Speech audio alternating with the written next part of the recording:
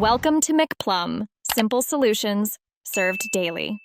You begin by creating both files, open Word and Excel, and save to your folder so versions stay synchronized. In Word, set page size and margins to match your output. This prevents reflow later. In Excel, pick normal or page layout view and set column widths to align with your Word tables.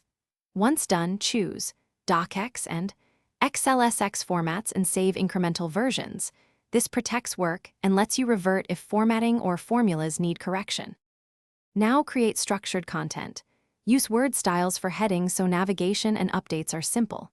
In Excel, set up clean tables with headers, apply number formats, and add formulas like SUM or IF to compute values. Once tables are stable, copy the Excel range and use Paste Special Link or Insert Object Create from File with Link checked to embed live data into Word. Make sure to test updates. Changing Excel should refresh Word, which keeps reports current without manual copying. Finish by refreshing links and checking layout. In Word, update linked objects and inspect page breaks so tables don't split awkwardly. Export the combined file to PDF to confirm fixed pagination and that linked Excel values are current. If links fail, make sure both files are saved in persistent locations and relink via edit links. Broken paths are the usual culprit. As a tip, use relative paths inside the same folder and save the Excel file before opening Word to.